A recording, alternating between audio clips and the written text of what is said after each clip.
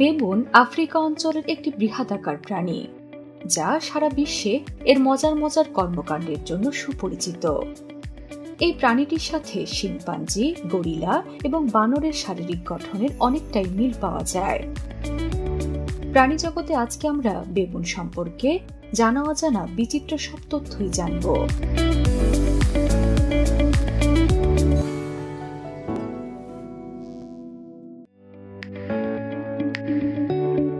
বেবুনকে সাধারণত আফ্রিকা অঞ্চলের প্রাণী মনে করা হলেও আরব অঞ্চলেও এদের খুঁজে পাওয়া যায়। পৃথিবীতে মোট 11 প্রজাতির বেবুনের খোঁজ পাওয়া গেছে। এদের মধ্যে 9 প্রজাতির বেবুন সুপরিচিত। সর্বজন পরিচিত এই প্রজাতিগুলোর নাম অলিভ, ইয়েলো, চাকমা, গিনি, ড্রিল, ম্যান্ড্রিল, গ্যালাডা, কিপুঞ্জি এবং সেক্রেট। বেবুনের এই প্রজাতির মধ্যে কয়েকটি দীর্ঘদিন পানি পান না করেও জীবন ধারণ করতে পারে। এক্ষেত্রে ইয়েলো বেবুন পানি স্পর্শ না করে 11 দিন পর্যন্ত বেঁচে থাকতে পারে বলে তথ্য পাওয়া গিয়েছে। প্রজাতিভেদে চাকমা বেবুন সবচেয়ে বড় এবং গিনি বেবুন সবচেয়ে ছোট আকৃতির। দেহের সাথে সামঞ্জস্য রেখে এদের মাথার আকৃতিও যথেষ্ট বড় হয়। পুরুষ বেবুন স্ত্রীদের তুলনায় আকারে প্রায় দ্বিগুণ পর্যন্ত হয়ে থাকে। একটি পুরুষ বেবুনের ওজন 20 থেকে 30 কেজি পর্যন্ত হতে পারে। স্ত্রী বেবুনের ওজন 10 থেকে 15 কেজি পর্যন্ত হয়। এই প্রাণীগুলোর মুখের অবয়ব কুকুরের মতো। এদের চোখের উপর ভারী ভ্রু রয়েছে। শুধু তাই নয়, একটি প্রজাতির তুলনায় অন্য প্রজাতির বেবুনের গায়ের রঙের ভিন্নতাও চোখে পড়ার মতো। কখনো তাদের রং জলপাই সবুজ, আবার কখনো হলুদ, রূপালী কিংবা বাদামি। বেবুনের দেহের পশ্চাৎ দেশে তাদের নিতম্বে কোনো লোম থাকে না। এই অংশে বরং চামড়ার পুরো আস্তরণ থাকে। একে স্কাল ক্যালোসাইটিস বলা হয়। মজার ব্যাপার হলো বেবুনের দাঁত কিন্তু চিতাবাঘের দাঁতের চেয়েও বেশি লম্বা। বেবুন অবিশ্বাস্য রকম সামাজিক প্রাণী। এরা সবসময় দলগতভাবে চলাফেরা করতে পছন্দ করে। প্রাণীগুলোর এক একটি দলে অনেক সময় 100-এরও বেশি সদস্য থাকে। বেবুনের একটি দলকে ট্রুপ বলা হয়। বেবুনেরা একে অপরের সাথে বিভিন্ন উপায়ে যোগাযোগ করে। এই প্রাণীগুলো যোগাযোগের জন্য কণ্ঠস্বর, মুখের অভিব্যক্তি, এমনকি তাদের লম্বা লেজ দিয়ে করা নানা রকম সংকেত ব্যবহার করে। বেবুন একটি সর্বভোগ প্রাণী।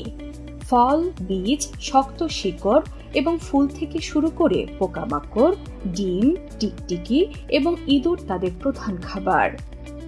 এরা উদ্ভিদ থেকে শুরু করে ছোট আকৃতির প্রাণী সবকিছুই খেয়ে ফেলতে পারে। আকারে বড় এবং শক্তিশালী এই প্রাণীগুলো কখনো কখনো ছোট ছোট হরিণকেও নিজেদের খাদ্য হিসেবে বেছে নেয়। বেবুনদের ক্ষেত্রে সুনির্দিষ্টভাবে কোনো প্রজনন ঋতু নেই। তারা সারা বছরই বংশবৃদ্ধি করতে পারে। দলের কোনো স্ত্রী বেবুন প্রজনন সক্ষমতা অর্জন করলে সবচেয়ে শক্তিশালী পুরুষ বেবুন অন্যদের বলপূর্বকভাবে সরিয়ে তার সাথে মিলিত হয়।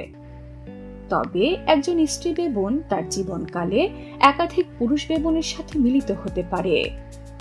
পুরুষ বেবুন দল এবং স্ত্রীদের কাছে নিজের আধিপত্য বজায় রাখতে প্রায় পুরুষ শাবকদের হত্যা করে।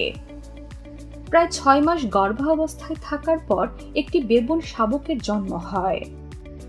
মেয়ে বেবুনগুলো সারা জীবন তাদের মায়ের সাথে গভীর সম্পর্ক বজায় রাখে। এই প্রাণীগুলো জীবনের বেশিরভাগ সময় স্থলে কাটায় বলে তারা অসংখ্য শিকারী প্রাণী দ্বারা হতাহত হয়। শিশু অবস্থায় সিংহ, চিতাবাঘ, আফ্রিকান বন্য কুকুর এবং শিকারী পাখি তাদের সবচেয়ে বড় শত্রু। সাধারণত আক্রমণের শিকার হলে পুরুষ বেবুনরা পাল্টা আক্রমণ করতে ছুটে যায়, আর স্ত্রী বেবুনরা সবুজ গাছের আড়ালে বাচ্চাদের নিয়ে লুকিয়ে বাঁচার চেষ্টা করে। মানুষের সাথে বেবুনদের সম্পর্ক অম্লমধুর। মাঝে মাঝে এরা ফসলের ক্ষেত আক্রমণ করে বলে অনেক অঞ্চলে এদেরকে শিকার করা হয় এবং খাওয়াও হয়। কোথাও কোথাও মানুষ তাদের সাথে বন্ধুত্বপূর্ণ সম্পর্ক স্থাপন করেছে। আরেকটি মজার তথ্য হল বেবুনদের সাথে মানুষের জিনের সাদৃশ্য 94%। পৃথিবীতে মোট কত সংখ্যক বেবুন আছে তা জানা যায়নি। এদের মধ্যে গিনি বেবুনের প্রজাতিকে UICN এর তথ্য মতে প্রাণীবিজ্ঞানীরা প্রায় বিপদাপন্ন হিসেবে আখ্যায়িত করেছেন। একটি বেবুন প্রজাতি ভেদে 20 থেকে 35 বছর পর্যন্ত বেঁচে থাকে। পৃথিবীর বৈচিত্র্যময় প্রাণীদের সম্পর্কে নানা বিস্ময়কর তথ্য জানতে সাবস্ক্রাইব করুন প্রাণী জগৎ।